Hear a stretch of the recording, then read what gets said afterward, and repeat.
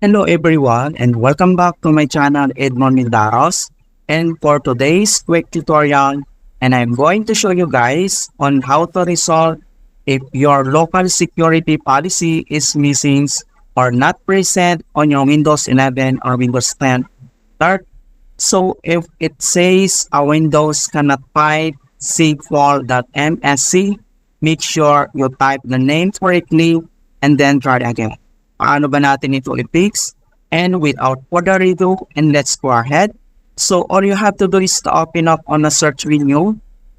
And then kailangan mo nang i-type dito yung CND or ito yung tinatawag na command prompt. So kailangan mo nang mag-right click. And then sinik mo lang dito yung run as administrator. You receive user account control and then click mo lang dito yung yes.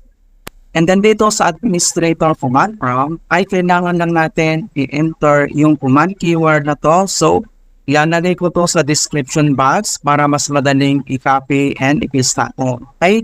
So, copy lang natin yan.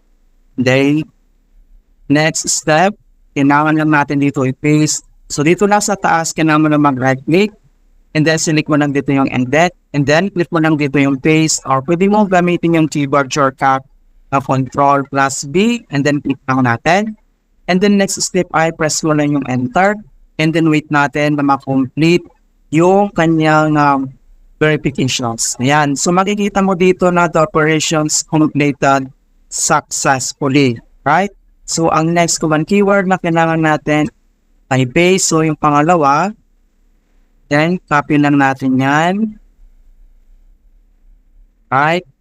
Then, next, paste natin dito. Okay?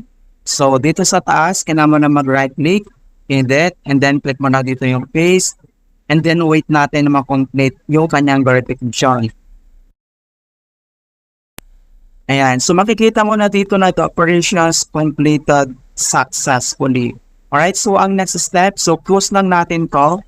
And then, dito lang sa start menu at kailangan lang natin mag-restart. Okay? So, once nakapag-restart ka na, so, to verify kung okay na yung ating local security policy, so, ang gagawin natin, dito lang sa ating keyboard ay press mo lang yung Windows, logo plus, letter R, and then pop up itong kanyang run. Okay, so dito sa run box, and then kailangan mo lang i-type yung command keyword na gpedit.msc, ayan, and then click mo lang dito yung OK, so wait natin.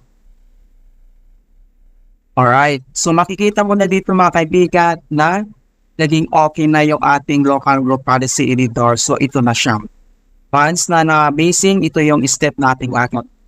Okay, so ganun lang po kasimple on how to fix local security policy options missing in Windows 11 or Windows 10. And please don't forget to like this video, subscribe to my channel for more quality content. Thank you guys and see you in my next tutorial.